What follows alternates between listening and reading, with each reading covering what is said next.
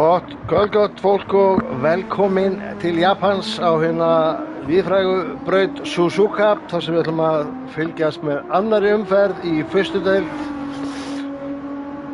og já, hjá mér situr hann Gunnar Ágústsson, vertu hjartanlega velkomin. Konnichiwa Gunnarsson.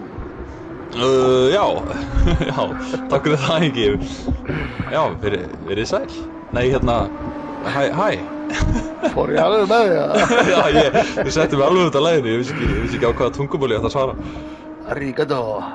Já, herðu, við erum bara komnir á hérna legendary Suzuka og við erum að horfa hérna á rigningu í æfingum en við lofum nú engu fyrir keppnina en enga síður. Þessi braut er náttúrulega á mikla sögu, er í uppáhaldi á mjög mörgum heimsfrægum ökumönnum í formúlunni og í öðrum ögum kappastursins og það kannski ekki ástæðulausu. Hún er alveg þræl skemmtileg og krefjandi. Já, hún er það. Þetta er mjög skemmtilegt layout. Þið sáuð eða lásuð eflaust í pósturum á Facebook. Þannig að hérna brautin liggur í svona 8 þó að brautin lítur nú kannski ekki út eins og 8. Það lítur eiginlega langt út frá því að það er eins og 8. Já, ég veit ekki, lítur út eins og einhver, tyggjóklessa undir bekk. Frekar en 8. En hún fer vissulega rangsælis og réttsælis. Það er ekki margar brautir sem gera það. Mjög arti 8. Arti 8. Abstrakt, mjög svo. En já, þetta, hún er ekkert auðveldasta brautin í heimi til framúrsaksturs. Mikið af hröðum beygjum og þessi braut er mjög krefjandi á dekk. Og já, það er bara, já, ég myndi segja, þetta er mjög tæknileg braut. Já, hún er það. Og hérna þið verið að afsaka ef þið heyrið ykkur svona skraphljóð í bakgrunnum. Það er snjómokstur í gangi fyrir utan. Gunna. Já, en það er samt ekki þér að kenna, þetta er allt nágrannanum að kenna. Hárrétt. Akkurat. Herri, við erum hérna að fylgjast með honum Viktor á braut og hann heldur betur sá og sigraði í fyrstu umferð og já, pínu kannski óveru, þú veist, ég vissi að hann var hraður og svona, ég átti kannski ekki alveg von á svona dominant sigri sem hann sýndi. Nei, klálega ekki, hann kom öllum óverum, kom beint úr brofnu í fyrstu deild, já, og bara tók nokkuð öruggan sigur, verð ég að segja. Sýndi svakalega hraða. Já, heldur betur. Það verður gaman að sjá hvort hann er að fylgja þessu hér á Suzuka. Algjörlega. Svo var það hann Ársæll sem að tók annarsætið í síðustu keppni og það var hans besti árangur hingað til í fyrstu deildinni, þannig að það verður spennandi að sjá hvað hann gerir. Já, algjörlega. Ársæll er einmitt að keyra á Lexus eins og margir þetta tímabilið og keppi fyrir Yamaha Racing Team. Við erum að sjá hann koma aftur inn á brautina, hann fór út af í Spoon. Skeiðin, hún tekur marga. Það er svona, já, það er nokkra beygjur, eins og til dæmis fyrsta beygjan, hvernig þú kemur geðveitt hratt inn í hana og þarft að hægja smá á þér og passa að snúa ekki bílum og hún kreppist. Mjög tæknileg beygja. Einnig Spoon eða skeiðin sem að við sáum Ársæll koma inn á brautina frá, hún er líka svolítið krefjandi, maður kemur svolítið hratt inn í hana og hún byrjar að halla pínu frá manni einhvern veginn og já, það var margir farið út af þar og það er eiginlega bara hægt að tala allar beygjur á þessari braut sem eitthvað tæknilegt. Já, klálega. En þetta er mjög skemmtileg braut, það eru margir staðir til að taka fram úr þó nokkrir beinu kaflar. Þannig að keyrir Ársæll út af. Hann er hérna, hann er kannski vitlaus í lobbí, hann heldur að hann sé í rally-lobbyinu. Já, hann kannski skára að karsa menn með commentators kars í free practice, taka hann út. Það er svo klassískt, maður talar einhvern og hann keyrir á. En já, fyrir ekki, halda áfram. Þú varst að segja eitthvað. Slærum við aftur út af laginu hérna. En við erum með nokkra sem eru mættir í spjallið, Jón Anton og Hilli Billi mættir í spjallið, sælir drengir. algjörlega, góða kvöldi strákar. Endilega hendi fram spá, það er alltaf gaman að spá fyrir úrslitum kvöldsins. Já, algjörlega og já, mér finnst, þú veist, maður er búin að sjá eina keppni, mér finnst, ég veit ekki hvort maður á að taka því að hún segir manni mikið, þú veist, það komið menn á óvart, hún voru ofarlega, það voru góðir menn sem áttu slæma keppni, en þú veist, þegar alltaf botninni kvöld í fyrstu deildinni, þá eru alveg nokkrir ökumenn sem eru með hraða til að vinna. Við erum með Dimma, Viktor, Ara Lyngdal, Brynjar Pétur, Ársæll Guðmundsson, Alex Geirsson, þú veist, bara svo ég nefni nokkra. Þetta er allt gaurar sem geta verið hraðasti ökumaðurinn á góðum degi. Algjörlega. Ég á vona að hann Alex Geirsson komi sterkur inn. Hann átti ekki sína bestu keppni í síðustu keppni. En hann sýndi hraðan sinn á síðasta tímabili, þannig ég ætla að spá honum sterkum inn. Já, hann kom mér óvart bara ekki á góðan hátt síðustu keppni. Ég átti nefnilega bara eiginlega vona miklu frá honum því að hann var búinn að vera að keyra rosalega hratt á æfingum. En þú veist, bara einn af þessum keppnum, bara mistök og alls konar sem kom upp á. En ég veit hann hefur hraðan, þannig að þetta er alltaf ungu strákur er að koma úr opnu deild upp í fyrstu deild, þannig að hann alltaf smá pressa, hann þarf aðeins að venjast landslæginu. En klárlega ökumaður fyrir framtíðina. Já, algjörlega. Það er komin fyrsta spá í chatið. Brynjar, Viktor, Ari, segir Jón Anton. Ég held að það sé bara mjög svo maður skemmtilegt alltaf ekki gleyma sko að því ég var að telja upp ökumenn sem geta unnið, þú veist, og ég sagði ekki einu sinni Carlos og Eva.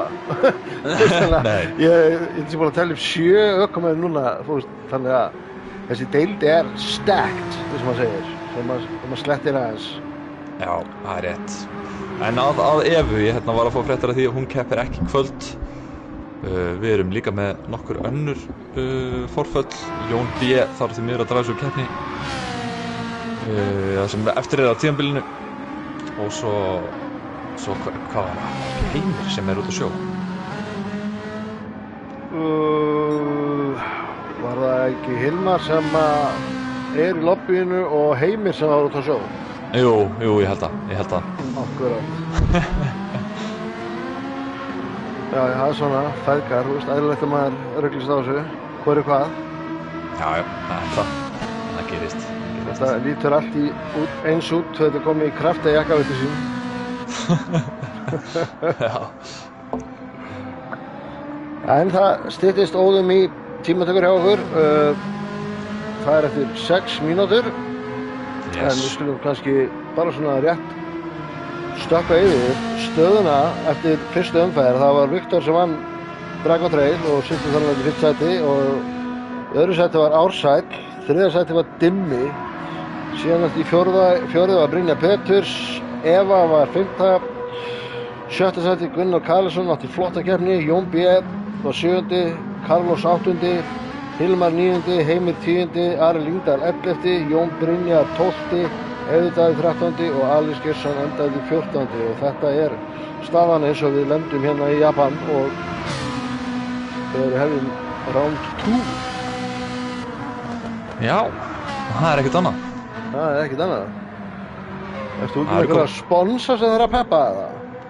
Jú, ég var að pæla að gera það eftir ég þarf að íta svo marga taka og stilla lobby. Ég bara bíði spennt. Já, það er að aukast hérna í spjallinu, við erum komin með nokkrar spár. Jón Anton segir Brynjar, Viktor, Ari. Ástaldur segir Dimmi, Ari, Brynjar. Bergur segir Alex, Viktor, Ari. Jói Egils, hann segir Ársæll, Viktor, Dimmi. Og Hilibili segir Hilmar, Jón Brynjar, Alex. Jáhá. Og ég ætla aftur að tilnefna einhvern að taka þetta að sér í spjallinu að sjá þetta. Ég held var einhver með rétt ég held að það var ekki með rétt síðast. Viktor kom öllum over. Já, ég held það hefði bara verið nákvæmlega þannig. En það er gaman að þessu, það er alltaf gott að fá spá inn og ennþá skemmtilegra ef einhvern aðrinn er réttri. Ég held ég að einu sinni að tvistar náðu réttri spá. Og ansi oft hef ég nú spáð, Gunnar minn. Já. Spáðu og spökulera. Algjörlega. En þá er ég búinn að senda út aðurinn. Ég ætla að resetta lobbyið. En það er gert til þess að keppendur viti ekki hverjar veðurafstæðurnar verða í tímatökum. Þetta er þá gert á brautinu þar sem að... Já, bara gert á brautinu þar sem getur rignt. Alright. Sjáum hvað við fáum. Herðu, það er þungskíðað. Það er þungskíðað. Hvað segir veðurraddarinn okkur hérna síðasta klukkutíman? Það er ekkert að sjá að það hafi verið neitt merkilegt að gerast í veðurfarinu síðasta klukkutíman. En kannski er það bara á leiðinni. Who knows? Ég held að við krossum fingur fyrir því. Algjörlega. En ekki allir byrjar að dansa rigningadansin í spjallinu? Ég held það bara. Ég veit að Maggi Ingolfs dansar rigningadansin flest alla daga.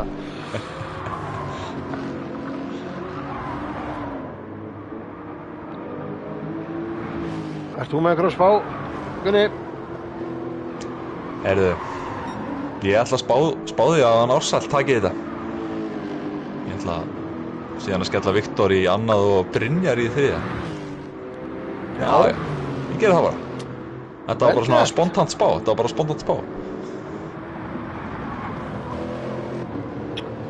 Mér finnst þess að ég þurfa að hafa hort aðeins meira fyrir partist til þess að geta komið góða spá. En herru, ég læt bara að flakka hérna. Ég ætla að vera alveg 100% hlutlaus og segja Brynjar Péturs í fyrsta. Ok. Já, ég segi Viktor í annarsæti og Carlos í þriðja af því að hann er að Porsche. Ok, ekki. Brynjar, Viktor, Carlos. Það er mín spá. Brynjar, Viktor, Carlos. Það setjum við í Excel-skjala. Já, ég ætla að útnefna einhvern í chatinu til þess að setja þetta saman í Excel-skjal. Ég held að það er örugglega einhver til í að gera það. Ef Agnar er að horfa á Agnar, þú bombar þessi Excel-skjal. Þurfum við ekki bara að koma þess á bet.is eða hvað líka? Ég held það. Setja það 500 kall á Brynjar Péturs. En nú er klukkan að vera 12:30. Ég ætla að starta tímatökunum. Já, ég gangi ykkur vel. Og farið við sponsa. Já. En fyrsta deildin, hún er í boði á Autocenter, Classic Detail, GT Akademíunar, Kalda, Kraftey, MS, Verkfræðistofu Reykjavíkur og Yamaha Íslandi. Þeir getur farið á Facebook síðuna til að sjá þau verðlaun eða þá styrki sem þau veita ökumönnum. Það eru afsláttarkóðar líka meðal annars hjá Kraftey. Þeir eru með GTS Iceland og fá þeir 20% afslátt. Very nice. Yes.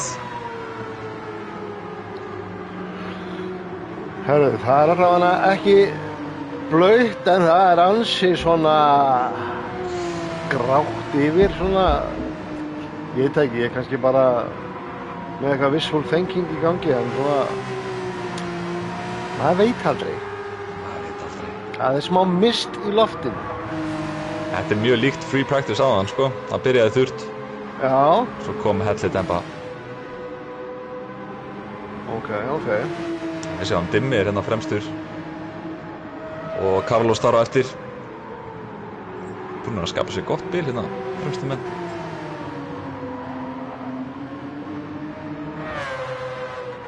Það er mikilvægt að dreifa sér vel úr brautina. Nóg er á plássinu. Þau eru nú einmitt auðsfélagar, þessir tveir fremstu, Carlos og Dimmi. Lava Show Racing Team.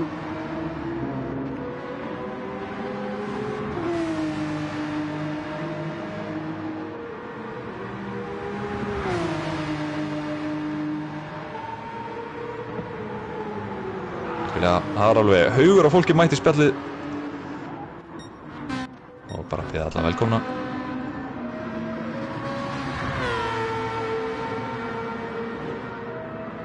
Ég var einu svona að horfa á útsendingu frá Japan af einhverju svona kappakstri. Það voru japanski þulir. Veistu hvernig þeir... Þekkst þetta svona góður í japansku? Já, akkurat. Veistu hvernig þeir segja start þegar það er að ræsa? Nei. Starto! Þú ert að djóka. Nei, ekki. Það var bara einhver gæra línun og svo bara starto! Það hljómar svona eins og einhver orð sem einhver býr til sem á að hljóma eins og japanska. Þegar þú setur of fyrir aftan einhver orð og segir það með reimi, þá hljómar eins og japansk sko. En þú veist. Það er spurning. Ég veit ekki hversu authentic japanska þetta var. Kannski var þetta slang hjá honum. Kannski var hann sletta ensku. Kannski var þetta einhver ungur Japani að reyna að höfða til unga fólksins, ég veit það ekki. Akkurat. Það er gaman. Já, myndirðu fórna línunniðinni fyrir þetta í kvöld? Það er aldrei að vita. Þú kemur okkur bara óvart, ekki? Já. Let's go, ég meina Starto Racing. Mjög gott. Sjáum, Dinni var að koma inn í gegnum fyrsta annað tímasvæði gegnum Hairpin-beygina. Þetta er hægasta beygjan á brautinni, Hairpin.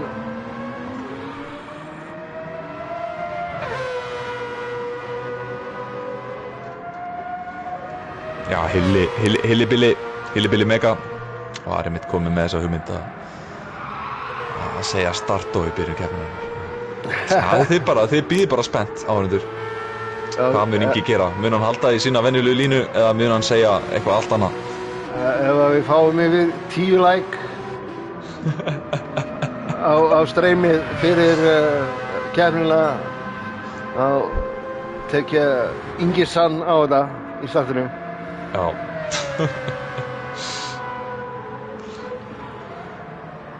Sjáum hérna. Kemur í gegnum síðustu beygina Aron Dimmi og hvaða tíma setur hann? 2 sléttar, 5. Já, 2:00,5. Og Carlos fyrir aftan hann rúmum, tæpum 2:10. Hilmar er að koma í mark 2:04, þetta hefur ekki verið draumarhringur. Ársæll 3. sæti. Eiðurdaði næstur yfir ráslínuna.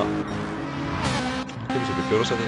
Og Alex sem situr hraðasta ring. Hann ætlar að bæta upp fyrir síðustu keppni. Hann lítur allan að þannig út. Ari að koma yfir línuna. Hann fyrir upp í 4. Hell, það eru komin 15 likes eða þér, hann Arigato.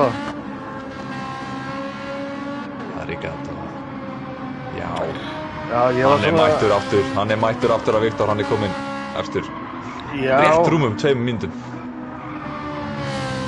Bara gott sem sléttum. Já, gott sem sléttum og bara talsvert langt á undan honum Alex. Já, hann er alveg með 3,5 hluta á hann Alex. Mig grunar nú að þeir eigi eftir að skríða niður fyrir 2 mínúturnar. Kemur ekki óvart. Nei, ekki nema að byrja að rigna. Já, það gæti gerst, maður veit aldrei. Sjáum hérna Viktor, Supernova, GTR.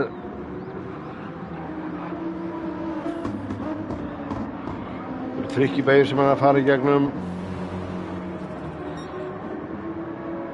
Já, mjög trikki. Kemur hann í Hairpinni, þetta er hægasta beygjan á brautinni. Hérna er gott að vera með gott upptak. Porschinir og MR bílar eru mjög góður út úr þessari beygju. Þeir hafa betri snúning og gripið.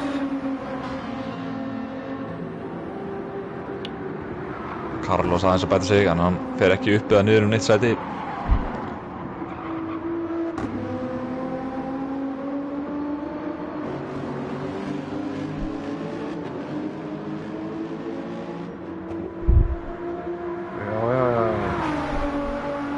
Já, það væri þá ekki það. Það væri bara komin nýr sheriff in town called Victor.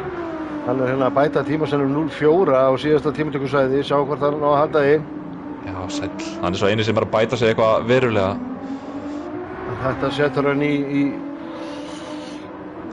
59 miðjar einhverstaðar. Já, Gunnar upp í 3. seti. Já, Viktor, já, farin undir 2, vel gert. Já, flott hjá Gunnari. Hann er að setja hann á flotta tíma. Hann er að BFF fyrir MS TRB Racing. MS í 2. og 3. eins og stendur. Ég veit sko að, já, ef Alex er annar á ráslínu, þá verður hann fyrstur í fyrstu beygju. Því að Ferrarín er algjört rocket þegar hún fær af stað sko. Hann er bara fullkominn grip, fullkomlega gíraður, hann er bara hannar til að fara af stað, basically. Klálega ekki hannar til að sitja eftir. It's a Ferrari. It's a Ferrari. Það getur örugglega byrjað í 3. eða 4. en samt enda fyrstur. Sjáum hérna, Hilmar er að bæta sig heila sekundu. Hann er í 10. sæti eins og stendur. Sjáum hérna koma í síðustu 2 beygjunar. Eða tæknilega að segja ekki síðustu 2, það er 1 beygja eftir sem sagt. Slotti sér í 9. Já, hoppar upp. Já, bara í þessu tölu orðin, þá tekur Eiður 9. sæti aftur tilbaka. Já. Heyrðu, Alex hoppar upp fyrir Viktor. Já, sæll. Og Brynjar Péturs upp í 4. 1:59.6, þetta er náttúrulega bara gefið ykkur tími. Algjörlega. Og nú eru ökumenn að hefja sinn síðasta hring að öllu líkindum. Klukkan er að detta í 9 mínútur á neðst til vinstri horninu. En tímatökur eru 10 mínútur. Það er spurning hvort að Viktor hafi eitthvað svar við þessu. Hann er þessa stundina í smá traffík fyrir aftan Gunnar.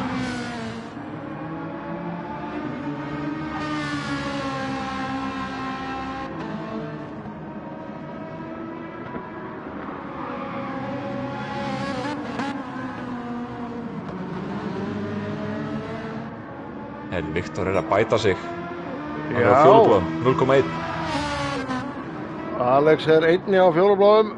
Ok, Alex verður fyrstur í mark, þannig að við fylgjumst með honum á undan. Já. Hann var reyndar ekki eins mikið á fjólubláum, en enga síður, on purple. Ég held að Gunnar sé aðeins að trufla Viktor hérna fyrir aftan Alex. Hann er ekki lengur á fjólubláum.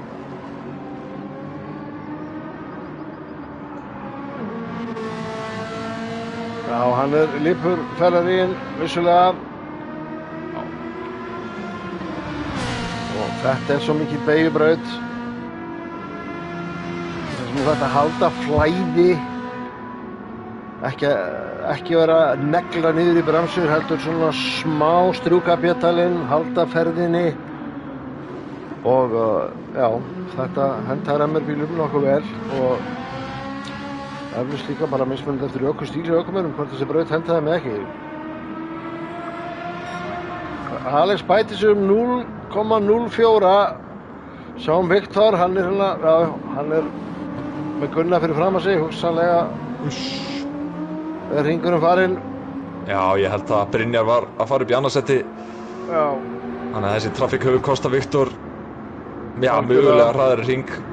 Og Brynjar næra þennan lauma sér hann á milli þeirra upp í annarsætið. Já, sæll. Þannig að það er bara MS TRB í fyrstu tveimur og Supernova í 3. og síðan er það aftur MS TRB. Þetta lítur aðeins betur út heldur en síðustu keppni. Já. Þetta var ekki MS TRB dagur, þetta að segja. Mér sýnist bara allir vera komnir yfir línuna, þannig að Já, hann kom sennilega síðasti ökumaðurinn yfir. Það Eiður Daði. Hann í 10. Yes sir. Þá eru tímatökurnar bara að klárast. Heldur betur og það hann Alex Geirsson sem að toppar tímatökunar með 1:59.596. Flottur tími. Mjög flottur tími. Já, hann mun klárlega að skilja það eftir í ræsingunni. Ekki með eitthvað fari alvarlega úrskeiðis. Já, ég held að sko eins og hjá rosa mörgum ökumönnum í kvöld þá snýst þetta að klára keppnina mistakalaust. Það dýrt að fara út af og þessi braut krefjandi. Það bara ekki hægt að segja annað. Þannig að mann þurfa að hugsa dekki sín og mann þurfa að halda þessari braut. Það alveg lykilatriði eins og einhver sagði to finish first you must finish. Búm! Eitt gamall og góður. Já. Þess ekkert nýri í bransanum sko, en hann alltaf jafn sannur. Alltaf jafn sannur. Klart mál, Arnar Freyr segir Young Bloods að rústa þessu. Já, það mætti segja það. Það mætti sko segja það. Herðu, hérna sjáum við listan. Það Alex Geirsson, fyrstur manna, síðan það Brynjar Péturs, rétt á eftir honum 59,7 og bara rétt á eftir Brynjari það Viktor og síðan það Ari Lyngdal, Ársæll Guðmundsson, Gunnar Karlsson, Dimmi, Nando Lorris, Jón Brynjar, Eiður Daði og Hilmar. Sjáum það hérna á skjánum allir að keyra fyrir Crafted Racing.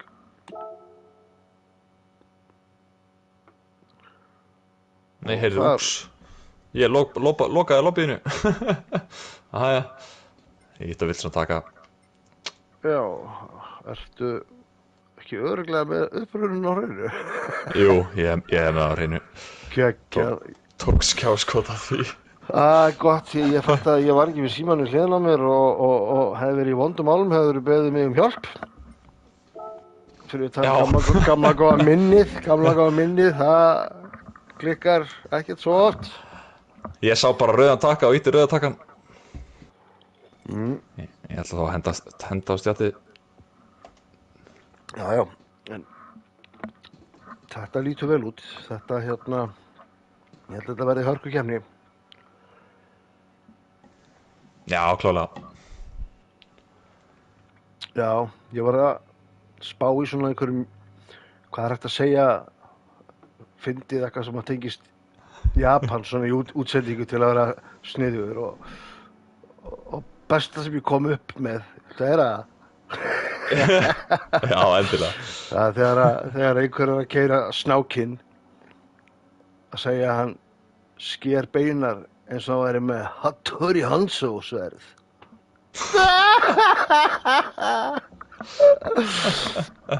Það getur Hattori Hanzo.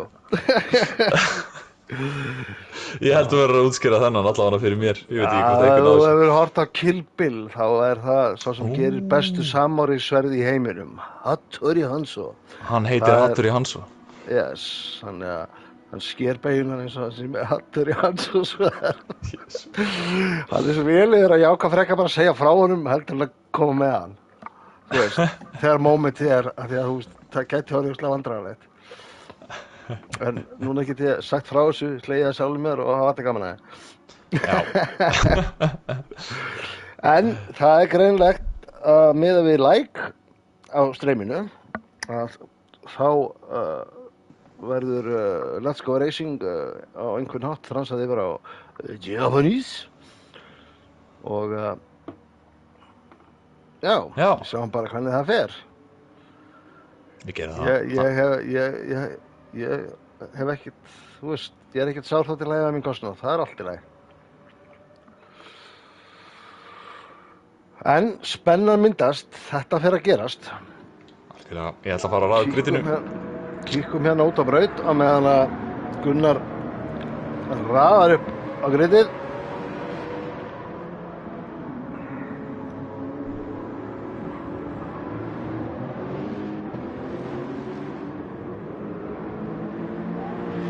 Já, ég teki eftir í þau skipti sem ég að vera að horfa á hann Ársæl keyra núna í frípættis og tímatöku. Mér finnst eins og hann sé pínu að berjast við afturendara bílum. Ég veit ekki hvort hann sé keyra með spólvörg eða ekki, eða hvort hann sé með breakbalansinn í +5 til að hjálpa eyðslu á afturdekkjunum, eða hvort hann sé bara að keyra á ystu nöf. En við horfum á hann allavega að koma inn á braut, við horfum á hann keyra í vegg og svo eru búin að sjá svona nokkuð slæt eins og þannig, ekki mikið enn. Hann þarf að passa sig á eftir því að það er algjört hell að fara út af þessari braut og fara með skítudekk inn á, að því að þessi braut reynir rosalega á dekkin. Þú ert rosalega mikið í hröðum beygjum og svona, og það er engin tími til að sigsaka á braut til að hreinsa dekkin. Þú ert bara strax komin í næstu beygju sem er hröð og þú þarft að passa þig. Þannig að ég held að allir sem eru að horfa, sem eru búin að ræpa fyrir þessa keppni, viti nákvæmlega hvað ég er að tala um. Ég efast ekki um það. Þarna til dæmis í spún, það er ljósgræni, slímgræni flöturinn hana fyrir utan battan. Maður þarf að passa sig að fara ekki á hann, því að leið og þú ert komin út á hann með annað dekki, þá er bara eins og brautin tósiði af, bara hún tósar í út af. En já, þetta verður eitthvað. Ég er bara orðinn uppheppaður fyrir útsendinguna og get ekki beðið. Algjörlega, ég er gjörsamlega sammála þér. Ég er búin að stilla upp grittinu. Það er, já, bara hálf mínúta í þetta. Ívar segir hérna í chatinu, takk fyrir þennan Ingi, hann var dásamlega vélegur. Já, algjörlega.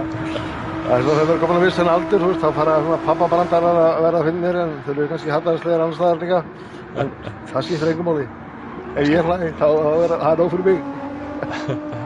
Svo lengi sem þú hefur gaman að þessu, Ingi. Akkurat. Maður á ekki að taka lífið á alveg. En ertu klár eða? Erum við að fara að reysa? Ég held að við séum að fara að reysa. Er stutt í startó? Það eru startó eftir 5, 4, 3, 2, 1. Hendum þessi gang. Konnichiwa.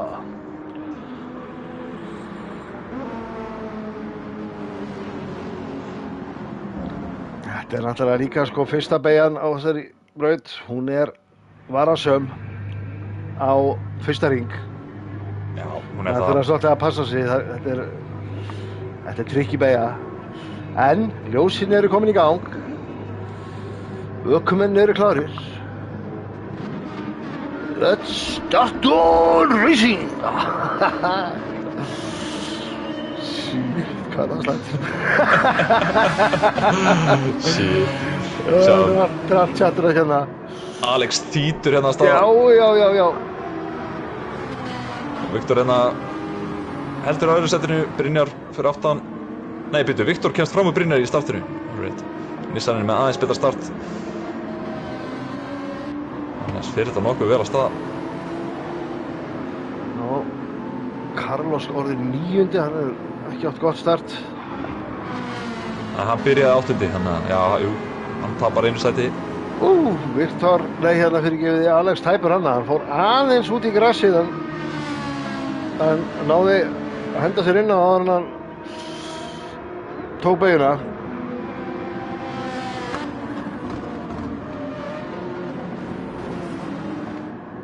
Hérna koma rættir í röð. Það er Alex fyrstur, Viktor annar, Brynjar er 3. Ari Lyngdal 4. Þetta er bara uppröðunin eins og hún var á ráslínu. Algjörlega Dimmi í 5. seti, hann er svo eini sem byrjar á medium af þessum fyrstu mönnum. Svo sá ég hérna einhverstað að það var eitthvað á soft, það var Jón Brynjar, hann byrjar á soft. Já, sæll. hann kallaði djárt múf. Já, sérstaklega ef maður er ekki fremstur á ráslínu svona í byrjun sko, þegar þetta er kannski ekki auðvitasta brautin til að taka fram úr, þannig að það er auðvelt að misnýta mjúk dekkjastund með því að festast í einhverju halarófi. Já, það er spennandi að sjá hvernig hann mun nýta þetta. Smá baráttu fjórða sæti. Já, Viktor Ari fyrir hann á vítt. Sérðu, Viktor að reyna fram úr aftur og kominn fram úr. Hver sá þetta gerast? Hann tók ytri línuna, Alex fór djúpt, hann undercuttaði, tók Guðrótt Switcharoo og tók hann svo utanverðu og kominn fram úr. Þetta var fallegt. En Alex er ekki hættur. Seinn að ná þessu, jú, sorry. Ég bara glemdi því í smá stundi á með replay taka. En hann er ekki hættur, það er rétt hjá þér. Brynjar kominn í baráttuna líka, þeir eru hérna þrír alveg í einum hang, sem maður segir.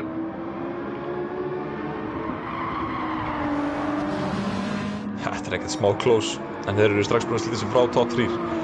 Já. Og Dimmi á mjúkum, hann ætti nú að geta nálgast á og Brynjar Péturs komið fram úr Alex. Við getum fengið þetta í endursýningu. Hérna sjáum við Brynjar Péturs, við verðum segja bara að hoppa um borð hjá honum, sjáu hérna, kemur innan á hann. Já, hann náði betri dræfi úr beyjunni og Alex ákvað að vera ekkert að berjast. Það borgar sig ekki að eyða of miklu púsli í óþarfa slagsmál og frekar ná dekkjunum góðum, komast á gott ról. Keyra þitt race. Algjörlega. Ég nefnilega sko grunar, ég bara veit að ég held að séu flestir svolítið tæpir á síðustu ringjunum ef þeir ætla að taka 2 stöð. Hvernig sem þú raðar ringjunum upp, hvort sem þú stökur 2 á medium, 1 á hard eða 2 á hard og 1 á medium, þá eru síðustu 2 hringinir hjá flestum í stintin frekar passasamir og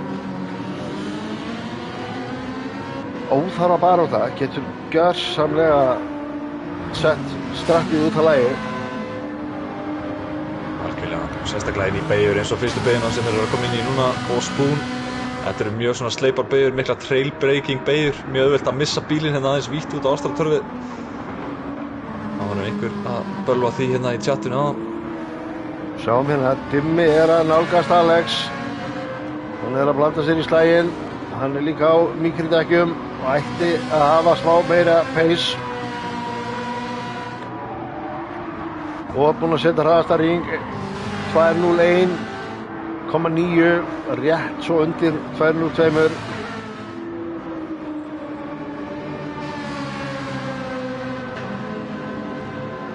Þetta er svona, ég myndi segja þetta verður sennilega minn mesta baráttan á brautinu akkurat núna, baráttan 3. sætið. Dimmi er í skottinu á Alex á mikridekkjum, sem sjá hvernig hann reynir að nýta sér þetta. Hann þarf að skapa sér færi og halda pressu á stráknum.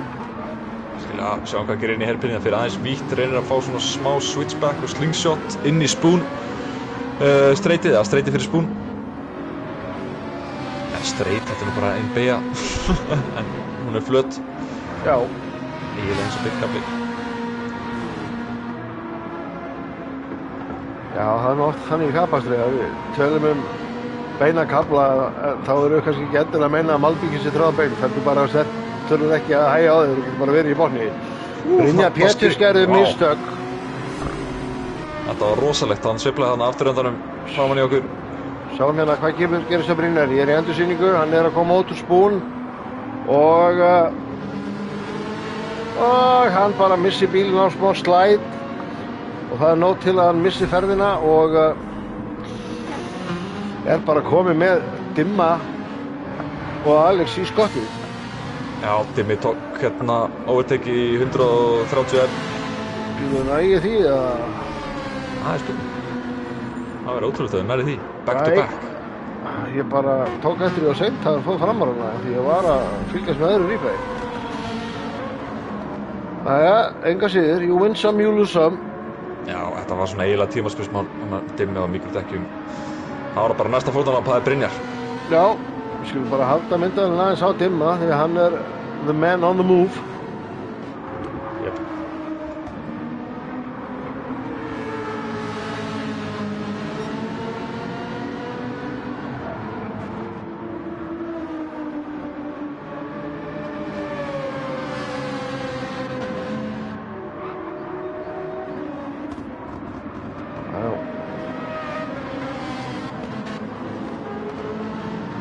Sjáum hvort að gera eitthvað svipað og hann gerði við Alex í 130 beina. Svona byrjar að læna þessu upp hérna. Já, hann er bara búinn að þessu. Brynjar er með innri línuna á innan gæsalappa beina kaflanum okkar. Já, og svolítið vítt en fekk hraðara exit þar á leiðandi. Sjá hvað Dimmi gerir.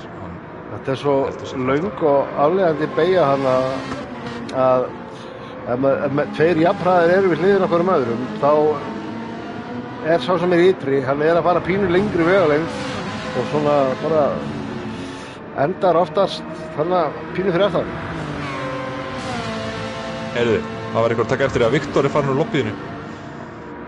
What? Já. Nei, heyrðu, og Alex snýr. Það er bara allt að gerast hérna. Replay.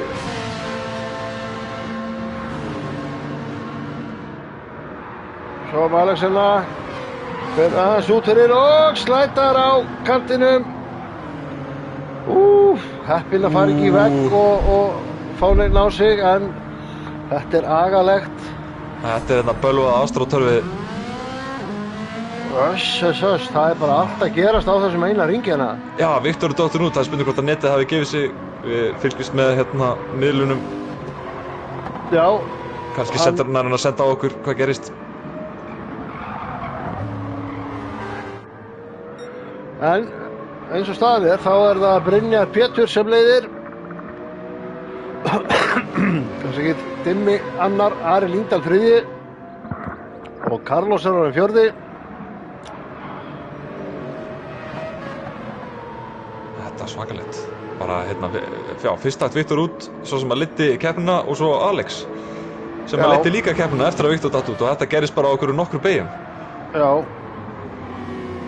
algjörlega og það er ekki hægt að kenna okkur þetta helskiptið. Nei, nei. Wasn't me. Sko, sjáum hvernig dekkjastaðan hjá Dimma er. Hann er, vá, hún er nú bara ekkert rosalega ólík staðan á dekkjanum hjá Brynjari og Dimma. Dimmi er með aðeins meira eitt dekk en við fylgjumst með dekkjanum, sjáum við fyrir skipt á Dimma. Já. Ég haldi að vera aðeins meira en Dimmi náttúrulega er góður að kvísla dekkin og Mastan er góð á dekkjanum. Jú. Hann hefur lengi verið þekktur fyrir það. Já.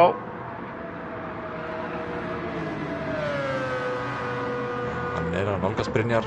Það er bara spurning hvenær nær hann að stríða honum. Nær hann að gera það inn í fyrstu beygju.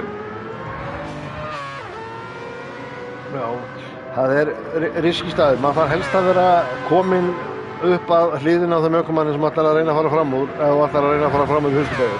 Já, það er það. Það er bara, ef þú ert ekki kominn upp að hliðina á honum þegar þið byrjaði að bremsa þá átt ekkert erindi að reyna það því að það er bara óvísin á að taka báða ökumenn út. Já, þetta er mjög grip lítið bremsusvæði.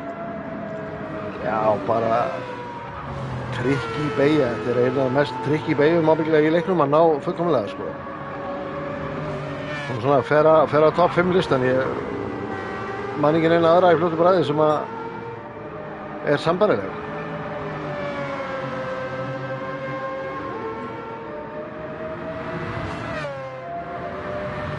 Ef ég man rétt þá var þetta uppáhaldsbraut hans Michael Schumacher.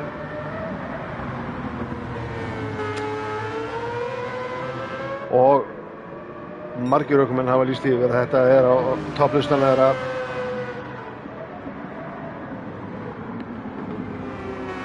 Viktor er hérna búinn að senda á miðlánum. Hann fekk einhvern error upp í leikinn hjá sér. Það er ljótt að heyra. Já. Þetta er svona, þegar ökumenn í rafsportum fá svona mechanical issue, þá eru þau einhvern veginn á þessa leið.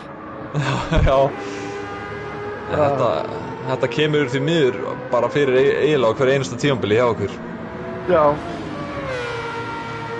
Þú hefur nú fengið að bíti það súra epli að vera kiptur úr sambandi á röngu tíma. Jú, ég þekki það óvel. Ég mæli alls ekki með því. Svona tími fyrir aðeins vítt á ástatörfið, en nefnilega trikki er að fara víðar en ástatörfið til þess að halda gripinu. Já. Það er svo hættulegt. Bara, ef þú ferð út að þarna, fara örlítið víðar, standa hann flatan og komast seifin á brautina eftir. Þá tapar maður ekki dómiklum tíma. Þú tapar tíma, en... Já, þau skítur dekkur betri en spinn, sko. Já, algjörlega. Og ég meina, þau verða ekki það skítug. Þetta er ekki eins og að keyra út á gras eða í sandinn, sko. Nei. Alls ekki. Það er líka svaka barátta hérna þriðja sæti.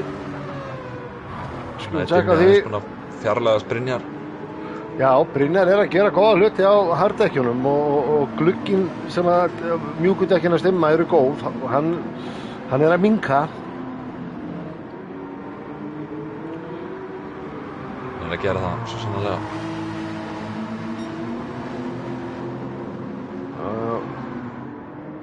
Carlos fylgir fast á eftir Ara. Búinn að vinna sig upp. Hann startaði, hvað sagðirðu, 8. datt niður í 9. og er núna kominn í 4. sæti. Hann er búinn að fá frí sæti þannig, 2 á einu hring, þegar Viktor datt út og Alice keyrði á, en enga síður. Hann er kominn í skottið á Ara og klárlega on the move. Reynir hérna, Ari setur albúan út, sko. Hann er ekkert að gefa pláss eða það ekki, sko. Það er alveg þannig. Enda þurfa menn bara að verja stundum, það er bara þannig, það er partur af sportinu. Það er partur af sportinu. Jökull spyr hérna í spjallinu, bensínstuð, ég get bara sagt ykkur aðeins að þurfum að skipta á milli Brynjars og Dimma. Hún er svona frekar svipuð. Brynjar er að fara aðeins betur með bensíni, en Carlos er að fara áberandi illa með bensíni meðan við topp 3. Já. Horsinn, honum þykir sopinn góður ef þú þennan hann mikið. Já, þú ættir að þekka það, Ingi.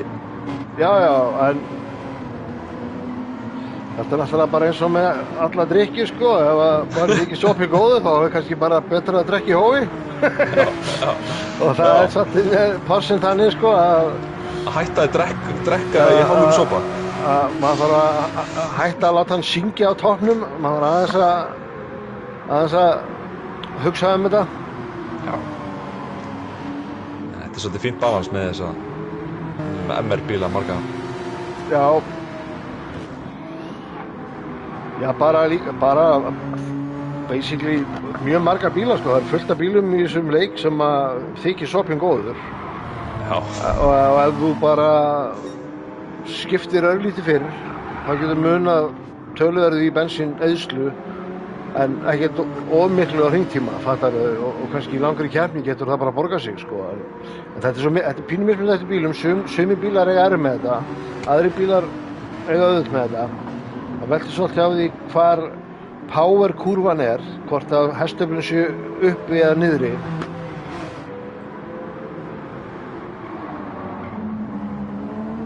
Ég til dæmis var að testa McLaren sem ég var næstu búinn að velja fyrir þetta tímabil. Þá honum þykir sopinn alveg lögður, af því að hestöflin eru basically bara þegar hann er við að slá út, bara í 7700 snúningum. Þar eru bara mest hestöflin. Og hann er ekki með nógu mikið hestöflin niðri, sko.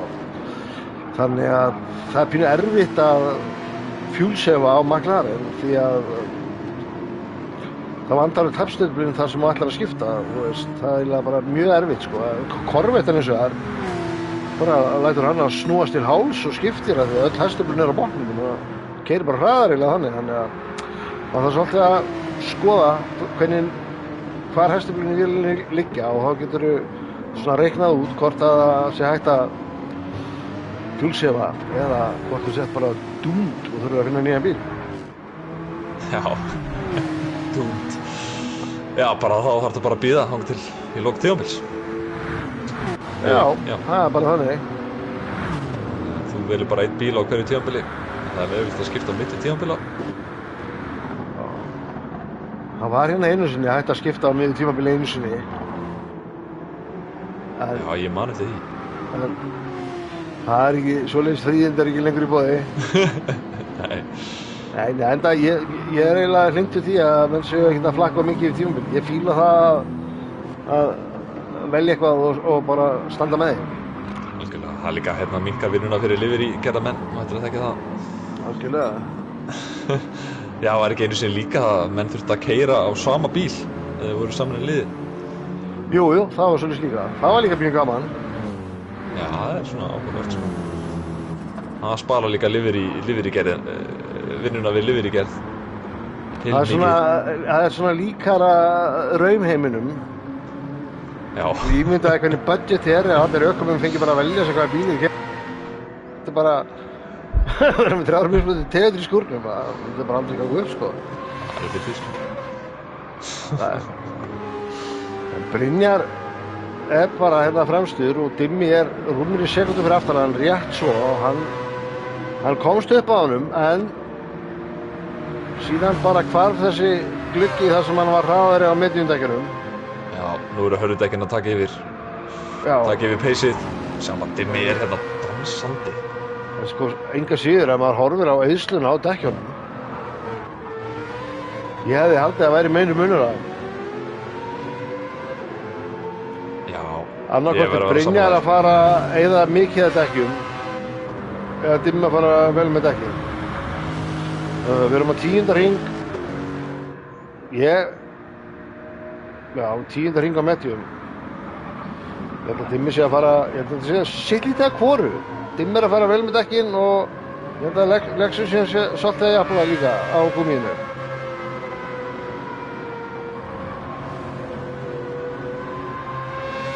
Já, ég held að Dimmi fara nú að koma inn eftir þennan hring. Já, ég hugsa að hann taki ekki auka hring, sko. Já, ég trúi alltaf öðru. En sko, ef við erum að horfa fram á það að Dimmi sé að keyra hérna 10 hringi á medium, þá held ég að mest að víst sé að strattið hans sé 10-10-10. 1 stund 10 hringi á hard og 2 stund 10 hringi á medium. Og sko, hann að keyra 10 hringi og á fullum bíl á byrjun. Það er náttúrulega pínu crazy að hugsa út í það. Það er bara magna. En Carlos að vissulega gera það sama og á þínum bíl. Já, algjörlega. Porschen getur það. Ég hef alveg tekið 10 hringi á medium.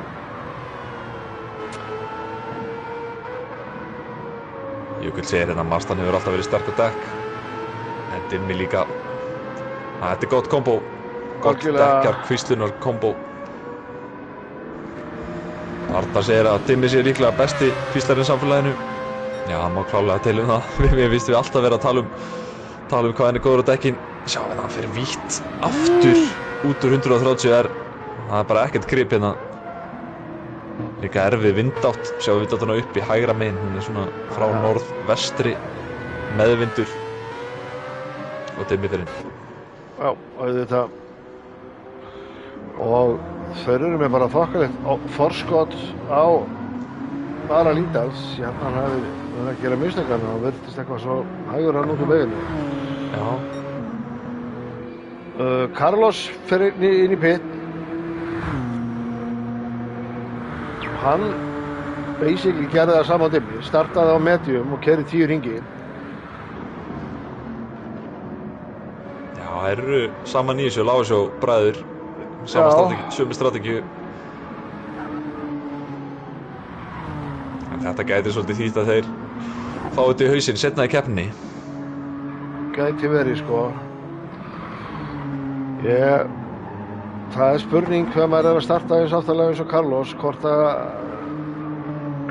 I don't know, ég meina hann vann sig ágætlega upp, þú veist, það sem ekki að setja út á það, en það spurning hvort að þau hefðu nýst betur á hreinri braut fyrir að leiða á keppnina. En þetta tímabil nú samt búin að sýna það alveg í nokkuð skipti að gaurar sem hafa startað aftarlega á medium hafa skilað góðum árangri. Það alveg búið að gera svo nokkur sinnum. Arnar bróðir startaði 11. endaði 3. í fyrstu keppninni. Gunnar Karel átti mjög góða keppni, startaði á medium, kláraði í 7. seti. Og það einhver önnur dæmi úr fyrstu keppninni sem ég bara man ekki eftir í ögnablikinu,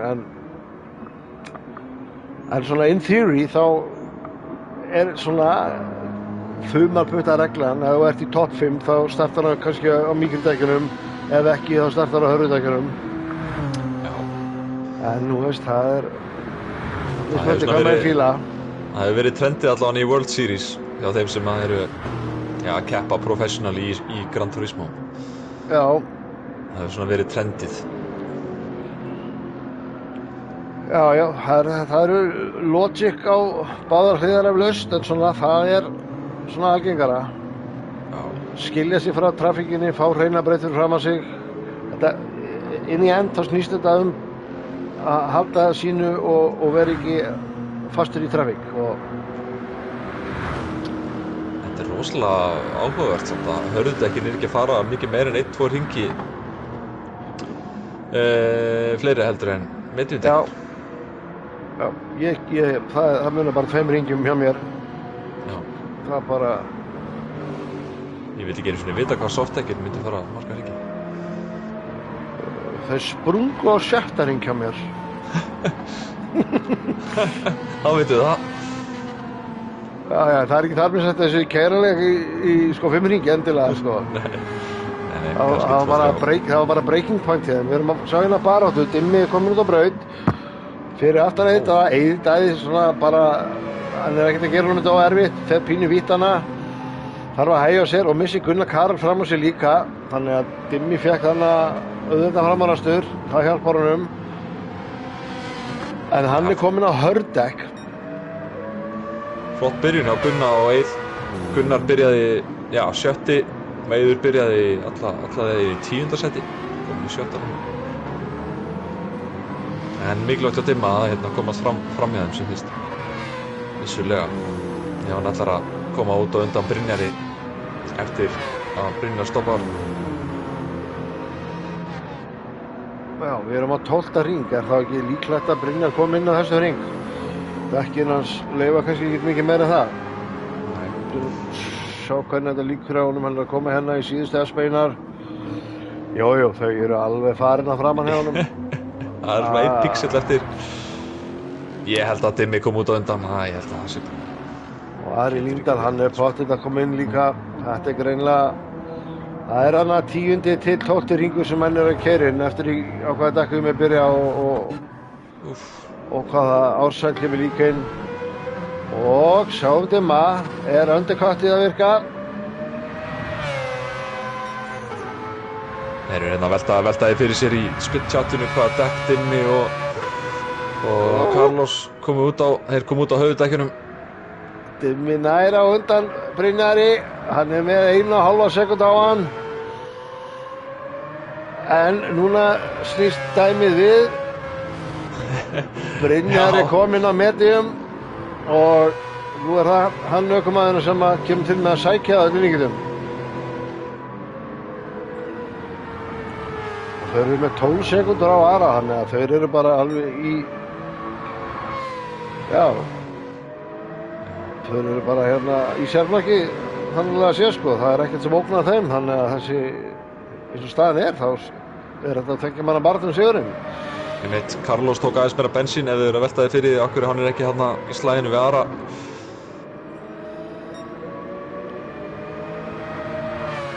Já, sjá hérna, hann strax búinn að vinna upp sekúndu á hann og á hálfum hring. Þannig að það er alveg töluverður munur á dekkjunum, það er oft talað það er svona algengt að þessi sekúndu munur á hringtíma, en það er meira hérna. Dimmi verður bara að reyna að gera sér breiðan og já, án þess að fara í einhvern gífurlegan varnarakstur að sjálfsögðu. Svona, keyra miðja braut út með olnboganóti. Saman hvað gerir hérna í 130R. Þetta er kannski ekki staðurinn sem þú vilt reyna að fara múr en þú vilt sýna þig þarna í vonum að ökumaður fyrir fram að yfirkeyri beyguna. Algjörlega. Það er alveg þannig. Það eru svo margir staðir í þessari braut sko sem að þú hefur gott rönn á ökumenn en átti í raun og veru ekkert erindi að reyna að fara fram úr en þú vilt samt give the illusion. þú vilt leyfa þeim að halda þess eftir að gera því að það er svo mikið að beigjum sem að þú þarft að eiga gott exit úr. Þarna Brynjar sko að sýna sig. Ég veit það alveg. Hvað ætlaði að gera henni gegnum S-in? Þetta er erfitt að fara þarna samhliða en það gerði það nú einhverju í gær. Ég man bara ekki alveg hvað það var. En þeir tapa miklu tíma á því báðir ökumenn að þeir gera það. Já, Brynjar kom hérna inn á, fer út í Dimma. Dimmi fer vítt út á mölina og snýst. Það var pínu vafasamt. Þetta var svolítið vafasamt. Endursýningu. Skoðum þetta betur. Brynjar allavega ekki að slá af.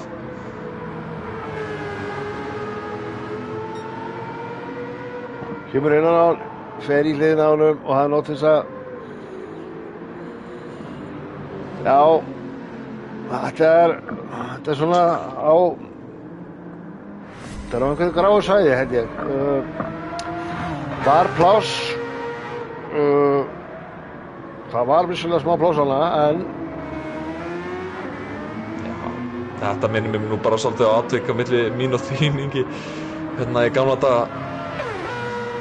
Ég veit ekki hvort þú manst eftir því. You wanna bring that shit up, boy? Ekki, já, maður ekki alltaf að reyna að halda draugunum nálægt sér. Nei, ég veit það. Jú. Hvað var það? Var það ekki á Willow Springs eða eitthvað? Þegar þú keyrðir út úr brautinni eins og bandi brjálaður ökumaður. Jó, það var Willow Springs. Já, þá var maður ungur og vitlaus ekki. Þá var maður ungur og vitlaus reynslulítill. Þetta var ekki lítið, sko. En við skulum nú láta það bara liggja, það er svo langt síðan, ég er löngu búinn að fyrirgefa það. Það er gott, annars væri við ekki hérna í dag. Nei, nákvæmlega. Þetta er svona, það gerist oft margt í hitsalegsins. Og svo þroskast maður með aldrinum, það er oft að keyra miklu betur eftir 2-3 sísón. Þannig að maður er nýr í þessu. Já, algjörlega. Og til þess eru lærdeildir. Algjörlega. Það er ákveð reynsla, góð reynsla sem maður safnar að keyra í gegnum deildirnar.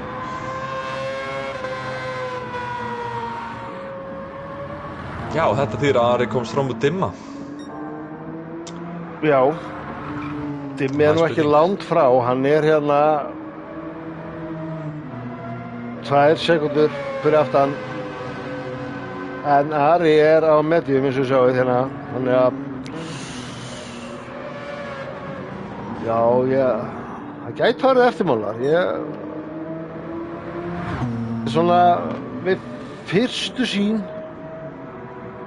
þetta er ekki gróft en það er samstöðana sem að veldur í að Dimmi fer smá út fyrir en þetta er samt svona atvik maður þarf að skoða betur því að þú veist, það var ekki þeir voru báðir pínu á miðri brautinni það var ekki eins og Dimmi hefði verið út í kanti og þar hefði þeir keyrt saman þannig að sko það var vissulega pláss sikkur megin þannig að það þarf pínu kannski að skoða stýrisinput hjá Dimma sá hvort það sé að þrengja beina og skoða stýrisinput hjá Brynjari það er erfitt að segja það kemur ekkert óvart að þetta yrði bara flokka sem racing incident. Þetta er bara eins og Jón Baldurs er að nefna hérna að maður þarf að skoða þetta almennilega í replay. Já, það er bara nákvæmlega þannig. Já, og við erum með ferli sem að heldur utan öll svona atvik ökumenn geta kært atvik. Nú sjáum hérna Ársæll er komið í skottið á Brynjari og hann er að medium Þannig að nei, fyrir ekki, hann kom í skottið á Dimma, ekki Brynjari. Næstu bæðir. Það væri vel gert. Gæði þræðis. Já. Já, hann komin í skottið á Dimma. Sjá hvað hann gerir.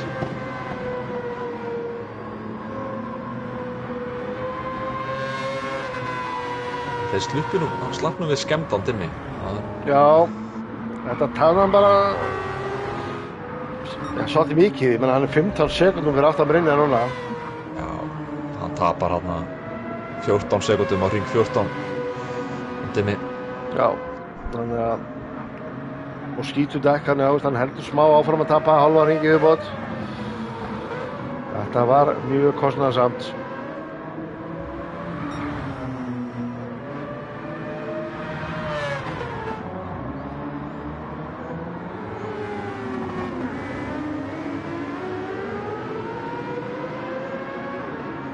Exit. Já, Dimmi er nú að ná að halda honum aðeins frá sér. Það bara að gera það nógu lengi þangað til að crossoverið á milli medium og hörðudekkina fara að segja til sín.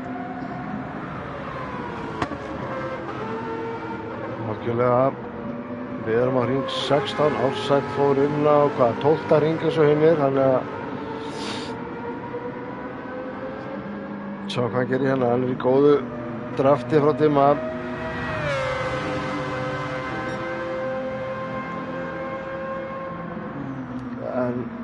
Enga veginn eitthvað nálægt því að fara fram úr en Dimmi fer út af, hann svolítið fyrir að taka víðbeginna hana, og hann skelli sér hana. Hann hitti bremsupunktin hana, hárun ákvæmt. Já. Heyrðu, skrikar aðeins fótur hana með skiptdekk, út úr síðustu beginni. Sjáum hérna, hvað gerir Ársæll? Dimmi blinkar hana hafsatjóðsunum til að biðjast afsökunar.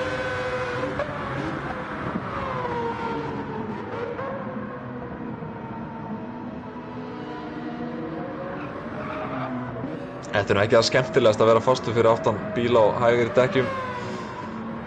Nei, vissulega ekki. Það þarf bara að vera þolinmóður og bíða eftir tækifærinu. Sjáum að Dimmi er hérna út alla braut. Já. Spurning hvort að Ársæll reynir þetta aftur á sama stað og Brynjar gerði. Nei.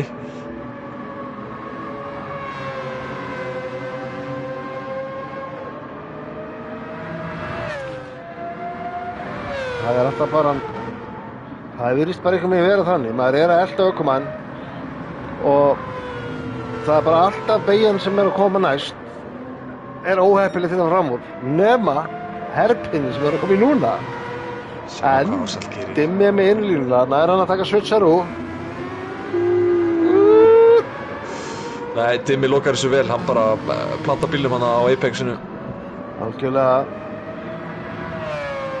Þannig að sko nú koma þær inn í spún og það er hægt að taka það fram úr ef ökumæðurinn fer vítt, en best væri að reyna að fá bara góða útkeyrslur hérna og reyna að stela línunni. En þú veist, eins og ég segi, hraða beygjan sem eru að koma í, ef þú ert ekki komin upp að hliðina á ökumæðurinnum þá er bara algjör vitlaust að reyna það sko. En hins vegar góð bremsukabli að koma upp núna. Þetta er svo algjör tímaþjóður, ég er búinn að vera að fylgjast með tímanum í Alex. Hann er búinn að nálgast rúmlega 2 sekúndur bara á þessum hring. Já, ég ætlaði einmitt að segja að það er stutt í Alex. Hann er búinn að vera að vinna sig upp strákurinn. Hvað datt hann langt niður á það? Hann datt bara niður í síðasta seti. Já. Þannig að þetta lítur ágætlega út fyrir hann. Hann er með hraðan. Já, algjörlega. Hvernig sjáum við hann? Hann er 4 sekúndum rúmum fyrir aftan Ársæll og ef að Dimmi og Ársæll halda áfram að berjast þá er aldrei vitt hann að mann bara sé komin í skottið á þeim áður en við vitum að Skilja, þetta er ökumenn með svona svipaða dekkja á bensínstöðu nema Dimmi er á hörðudekjunum. En nú erum við kannski að fara að sjá að hörðudekkin er að nálgast hraðan á mediumdekkjunum sem er að slitna hraðar. Eins og ég sagði áðan, hann Dimmi er að gera vel að venda sætið sitt. Algjörlega. Já, svo má ekki svo verðum við náttúrulega að fylgjast með hann Carlosi líka, hann tók aðeins meira bensín á hann. Carlos er í hann er í 7. sæti, hann er ekki nálægt neinum í öðruríkinu. Við skulum halda áfram að fylgjast með Dimma og Ársæli.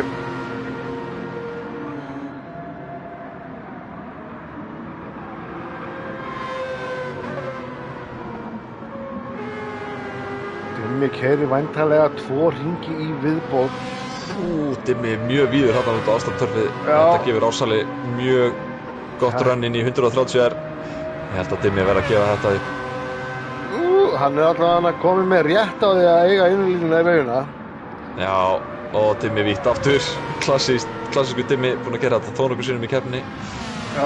Og á ekki beint rétt á að skjóta sér inn að verði. Gefur upp sætið.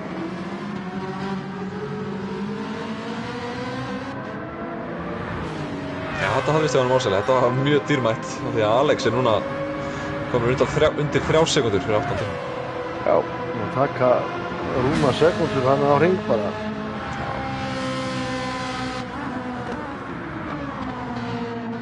Mér finnst alveg geggja hljóðið í Ferrarínu. Það er svo racy eitthvað. Já. Ferrari hafa lengi verið þekkt fyrir flott hljóð.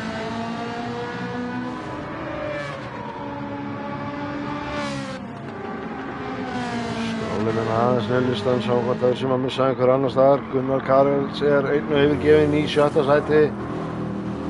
Enginn nálægt honum í hvorn endan. Síðan er það Carlos, hann kominn í 7. Hann er með 2 sekúndur á Eiðdaða sem er með hálfa mínútu á Jón Brynjar. Og Jón Brynjar er með 13 sekúndur á Hilmar, þannig að það er svo sem ekki mikil barátta að gerast þarna fyrir aftan á. Þetta er basically svolítið það sem við vorum að horfa á. Ari Lyngdal er 13 sekúndur fyrir aftan Brynjar og 6 sekúndum undan Ársæli sem er nýkominn fram á Dimma, þannig að, já. Þetta er svona þetta tríó, Alex, Dimmi, Ársæll. Já, algjörlega. Sem er spennandi að braut núna.